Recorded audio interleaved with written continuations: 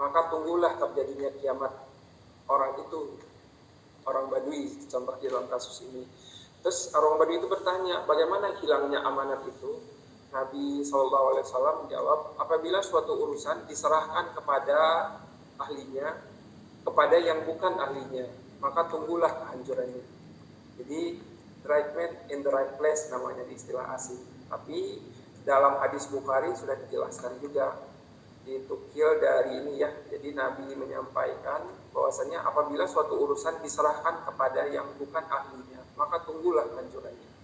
Jadi kompetensi itu ada di situ. Kompetensi sesuai dengan yang tadi kita sampaikan, orang yang tepat di tempat yang tepat. Kalau seandainya orang yang suka jalan-jalan untuk menjaga rumah, kayaknya nggak mungkin rumah bisa dijaga karena dia sudah hilang, sudah kemana-mana, sudah melakukan aktivitas apa lagi kan gitu. Jadi menaruh sesuatu yang sesuai dengan tempatnya.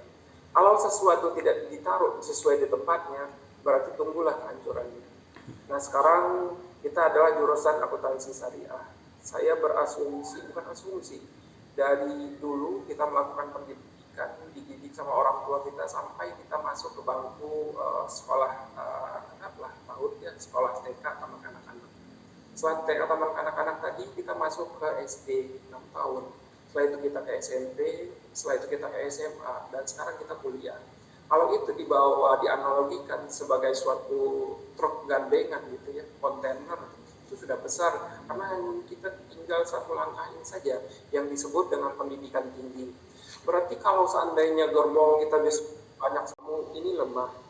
Padahal jabatan merupakan amanah. Pada hari kiamat, dia adalah kehinaan dan penyesalan. Berarti jabatan dan jabatan itu adalah amanah yang merupakan kehinaan dan penyesalan, kecuali, sini ada kecuali, bagi siapa yang mengambilnya dengan hak dan melaksanakan tugas dengan benar. Ini kompetensi. Di sini dia, kompetensi itu apa? Kompetensi itu ranahnya skill, knowledge, attitude. Unsur attitude lebih besar di sana. Skill, knowledge itu kita bisa pelajari. Dalam artian kita terus konsisten untuk terus mempelajari. Attitude itu sifat yang menjadi bawaan dan kita bisa merubahnya. Yang penting kita mau. Dan gitu dia. Terus setelah itu sebagai mahasiswa akuntansi syariah, uji potensi profesional merupakan manhaj penting untuk memastikan yang tadi, memastikan bahwasanya kita adalah right man in the right place tersebut. Bahwasanya kita orang yang tepat untuk melaksanakan kegiatan tersebut. Syariah akan berkembang dahsyat. Kenapa? Karena orang akan ya, Muslim itu sekarang sangat seksi, dalam artian seksi untuk diajak aneh bagi orang lain. Dalam artian dianggap sama agama lain barangkali boleh kita sebut domba-domba tersesat. Kenapa setan ada? Karena kan setan tujuannya untuk menggoda kita, untuk menjadi temannya. Jadi ketika kita digoda dengan hal tersebut akan menghilangkan nanti kompetensi kita. Padahal yang tadi riwayat Abu Dzar tadi itu adalah kehinaan nantinya. Kecuali yang melakukan dengan benar. Jadi ya melakukan dengan benar sekarang. Berarti perlu diperkuat. Kegagalan itu boleh. Jadi gagal itu bagus. Dengan gagal kita tahu berhasil seperti apa. Jadi nggak usah takut. Yang takut itu kalau seandainya kita melakukan kesalahan di tempat yang sama. Kemarin kita salah, terus besok kita salah lagi, terus besok kita salah lagi di tempat yang sama. Nah itu malu-maluin namanya. Nah maksud saya apa? Terus di situ. Toh Masusita dulu ya, ketika sebelum Bill Gates menjadi orang terkaya di dunia, gagalnya ribuan kali. Gagal terus dia ketika harus membuat suatu alat untuk menghangat. Gagal terus dia. Sama juga dengan Napster. Microsoft, Bill Gates juga, dia DO universitas. Napster dengan MP3-nya juga dia DO. Cuman dia memikirkan, ketika dia DO, saya harus membuat apa yang dia takutkan nanti orang sudah duluan. Jadi uji kekuatan kita. Membantu institusi pendidikan untuk memperbaiki dan meningkatkan kualitas kurikulum dan proses pembelajaran akuntansi syariah. Tadi saya pagi sekitar jam 8 sampai jam 10 ada rapat dengan 3 kita ngebahas tentang kurikulum di sini. Kayaknya ada yang perlu kita ubah. KKMI terbaru kan sudah muncul kualifikasi kerjanya ya. Berarti default beberapa arah sekarang mengacu ke sistem. Akuntansi itu sudah suatu sistem yang di Jakartanya ada salah satu kampus komputer yang lumayan cukup terkenal dan bagus, Gunadarma namanya.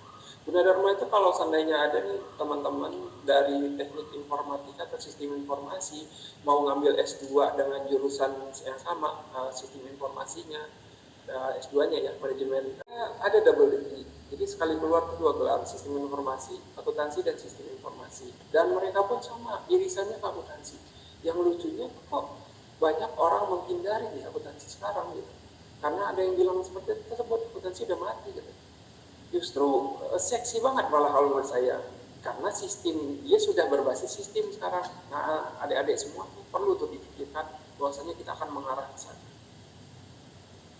Terus kompetensi dasar yang diuji, tentu akuntansi syariah, perbankan syariah, dan etika bisnis secara islami. Walaupun hanya seperti apa nanti yang kita pikirkan, tapi kita tentu harus konsisten dengan apa yang telah dituliskan. Walaupun pada prakteknya seperti apa, toh itu kan permasalahan manusianya. Yang penting ketika keilmuan telah dibentuk, dia mengarah ke sesuatu yang benar. Keilahian, karena ilmu itu adalah murni keilahian. Nggak bisa kita pungkirin gitu ya, bahwasanya apapun cuman nanti pada prakteknya permasalahan itu adalah manusianya.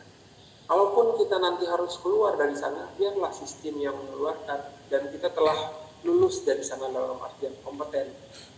Maksud saya ketika kita bekerja pada salah satu institusi yang mohon maaf dalam kata korup gitu ya, biarlah sistem yang mengeluarkan kita karena kita ingin melakukannya dengan benar.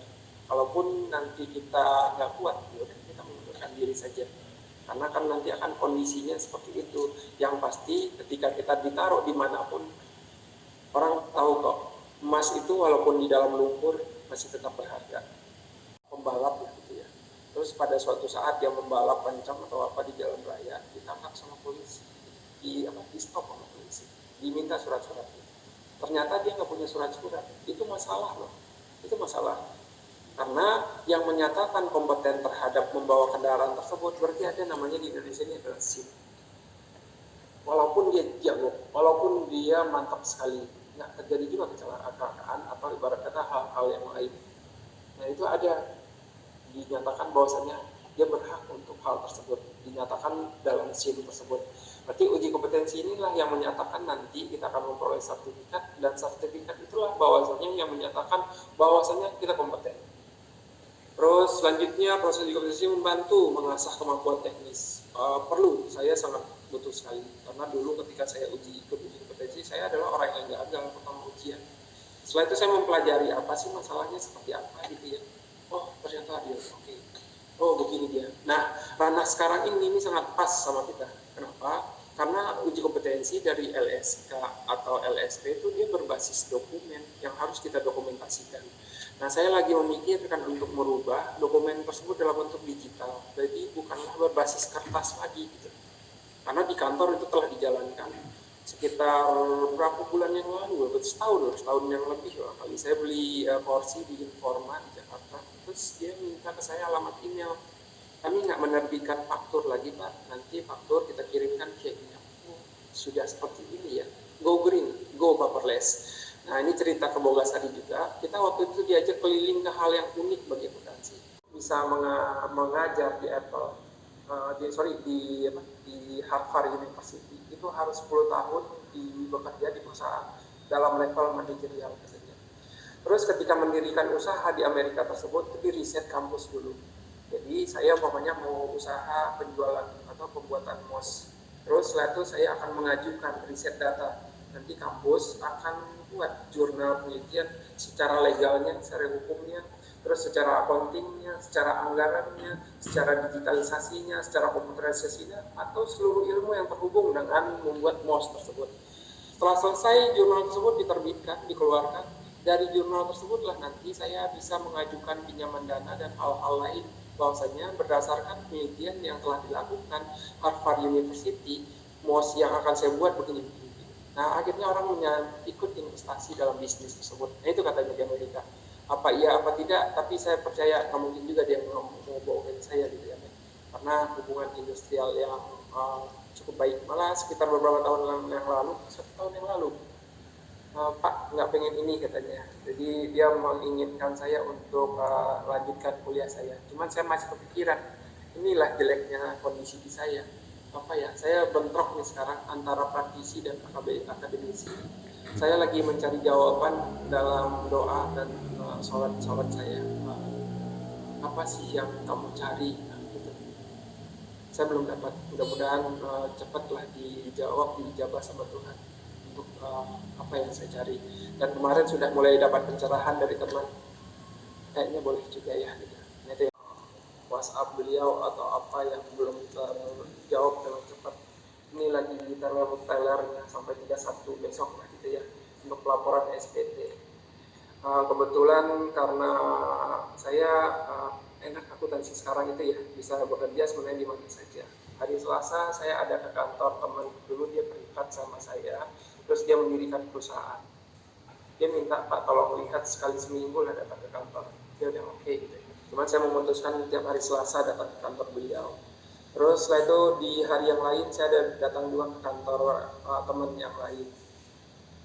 Beliau bergerak di bidang round display namanya, display iklan dan lain-lain. Terus saya ada juga datang ke perusahaan percetakan, dia kardus bahan gitu ya. Jadi kalau seandainya lampu mereka buat kardusnya, kalau PC mereka buat kardusnya, monitor mereka buat kardusnya di Jakarta dekat bandara. Nah, maksud saya apa? Dengan kompetensi akan membuat kita bisa menentukan. Kalau sekarang akuntansi itu nggak perlu bekerja di satu tempat, kita bisa bekerja, kalau jumlah hari dalam satu hari itu 7, kamu bisa bekerja lebih dari 7 perusahaan. Gitu dia. Tapi nanti akhirnya apa? Nah ini masa-masa teler itu ada, cuman saya salahnya ini apa ya, pengen menemukan tim-tim yang enak gitu ya, dalam artian barang ada tim, cuman sama nih kami lagi teler-teler semua, lagi agak mabok-mabok juga. Tadi waktu pas di Google Meet kita, saya terlambat masuk, sama ada di sebelah nih, ada bagian LP2M di kampus, mau apa, tolong bantu laporkan SPT. Ya sudah, ayo nggak apa-apa. Itu datanya sama akuntansi. Mereka tuh bingung tentang saya. Kalau menurut saya untuk pelaporan SPT itu adalah melaporkan tentang harta, bukan tentang melaporkan penghasilan. Karena penghasilan kita gampang untuk diketahui, cuman tentang harta nih yang banyak orang menyembunyikan. Analogi saya seperti ini, kalau seandainya takut sama ular, berarti harus deketin ular. Kalau seandainya takut sama banjir, berarti berumah di bantaran kali, karena itu nggak akan kena banjir, karena airnya akan turun ke bawahnya. Jadi kita harus mendekatin, karena kalau seandainya kita jauhin masalah. Saya pernah nanya sama teman, saya pun berasumsi yang sama, apakah pajak ini suatu hal yang halal atau haram? Kata teman saya jawab haram. Oke, saya setuju. Tapi susah dihindari. Kenapa? Karena kita tinggal di Indonesia yang seperti itu. 84% APBN kita dibiayai oleh pajak. Berarti negara akan cari terus hal-hal itu. Gitu. Akhirnya mirip dengan bahasa, ya seperti kita hidup di hutan, nggak ada makanan, kita harus makan. Berarti yang tadi kita harus makan. Mau nggak mau lakukan saja. Ya yang penting 2,5% kita oke. Yang penting kita lakukan secara Islami kita. Yang itu hanya karena diinginkan sama umaroh, itu sudah masalah umaroh. Saya lepas tangan dari hal ini. Dan saya berdoanya itu. Jadi tentang pembayaran pajak dan lain-lain, ya udah itu umaroh saja. Yang lainnya saya belum tahu apakah nanti menjadi halal haram atau apa. Cuman secara keyakinan saya sekarang bukanlah halal.